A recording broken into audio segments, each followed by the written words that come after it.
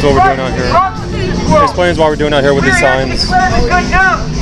That children are being mass murdered down the road from our churches, from our homes, and not much, and almost no one's speaking up about it.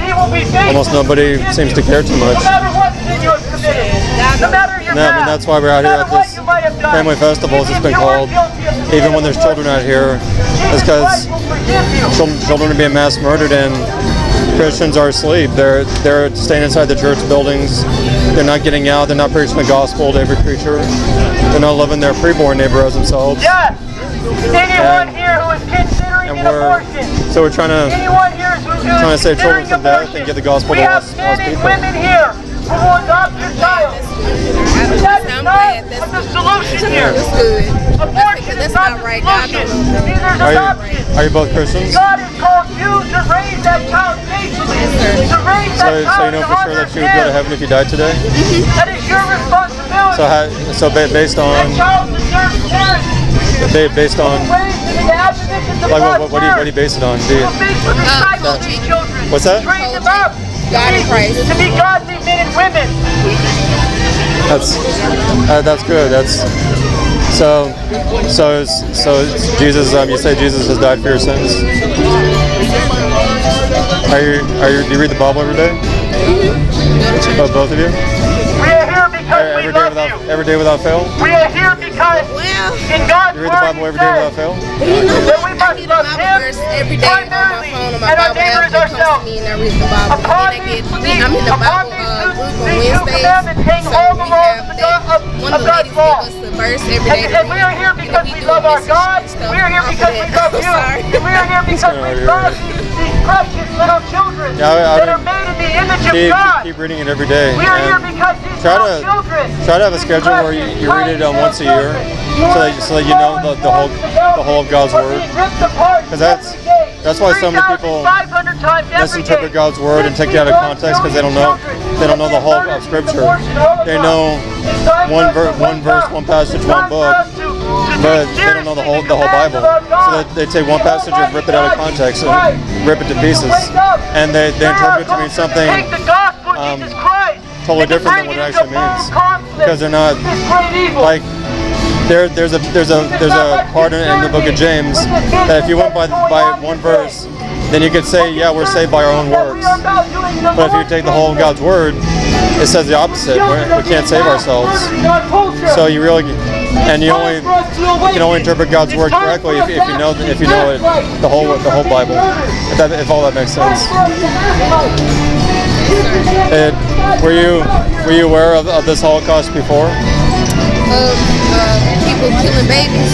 Well, killing babies and that we had an American Holocaust on our watch. Were you aware of that? That no one talks about it?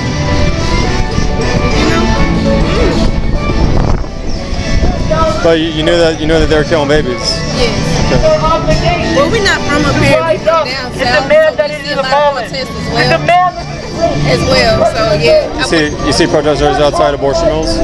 Oh, we're not from up here. We're from down south. So we see a lot of like what you're doing, but I haven't never seen one that's this intense. So I was like, oh my goodness. But I seen back at home. There's a lot of hatred, and well, what do you think about those protesters? What do you think about them when they were doing this? I think y'all right. I think y'all right. So I would urge each and every one of you to hear the sound of my voice. Well, do you think the Lord? Do you think it'd be right to today or just another time to get out to the streets and join them, or even do it yourself, like with a sign? And I mean, it is intense, but the Bible does talk about we're not called to live easy Christian lives. We're not called to live in our comfort zones. It's like I'm not in my comfort zone when I'm doing this. Although I'm more comfortable doing this than sitting at home doing nothing, because then I'd be so afflicted by guilt that.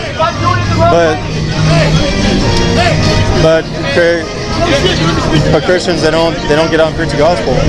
They don't talk about this Holocaust. And have you considered taking action before? Have you considered taking action before on behalf of the preborn? taking action for the abortion.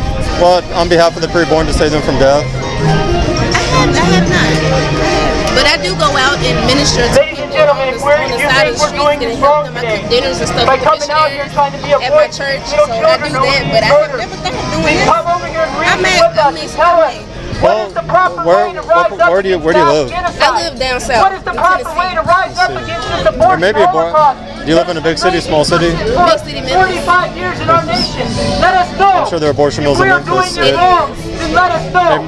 I'd encourage you to go out there, both of you, if you're able to. I'd encourage you to go out to the abortion mills, and so that is why I'm out you go out there enough, you'll rescue children from death. God will use you to rescue his image bearers from death. And well, look up the website, or look up on YouTube Abolish Human Abortion, because I can say it's encouraged me seeing men on the microphone outside of public places like this to get out to the street myself. And I encourage others, if they think they should get involved or they're like, I'm not sure what to do, I say go watch videos on Abolish Human Abortion. To just search it on YouTube, and because when you see others doing it, that gives you courage to do it yourself, even by yourself. But I mean, if you went together, you wouldn't be by yourself. And I would do this by myself. Not because I want to, but when you see others do something, one, you get the idea to do it, but you also get courage and boldness to do it. And to do it when people are going to be screaming at you, cursing at you, and threatening you, and because you realize that your life is not your own, you've been bought with a price, and you want to use that for God's glory. And I asked the question, what does true Christianity look like in a culture that does this to children, and in a culture that murders children? I mean, the abolitionists in the 1800s, when they fought slavery to end slavery, they dealt with far worse than what we deal with. At least a few of them were brutally murdered. And we have the freedom to do this. And Christians, they need to get out and do it. I encourage Christians to get out and to go to the abortion mills, go to the streets with signs like these or other signs, and be a voice for children who are being murdered and they don't have a voice. Right. And check out the website on that too. Okay. Those are resources that can help you.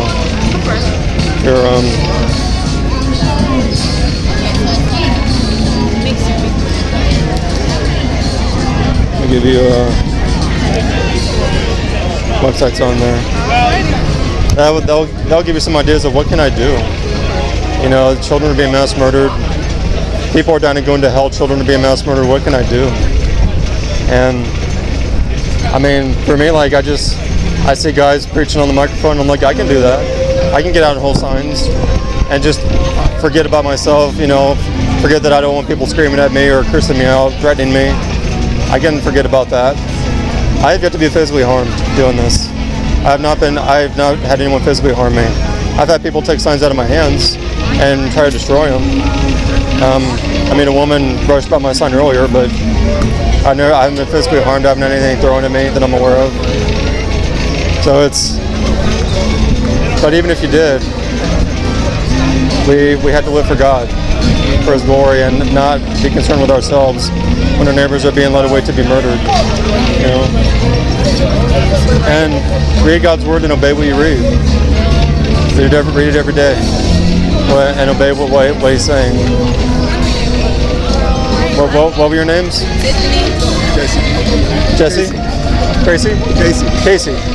Tiffany and Casey. I'm Nicholas. Nice to meet you. Thanks. Thank you so much. Sorry that y'all, like this, people cussing y'all out. We're used to it. I know when I come into a family event, festival, that's what they call it. I know that people are going to be angry, get in our faces, curse me out, threaten me. It's when I'm holding signs like this, and you're preaching the gospel to people who hate God, you're going to get that. Yeah. You just accept it. And I honestly, I accept that someone could come up and beat me up. I'm always aware that could happen. I'm not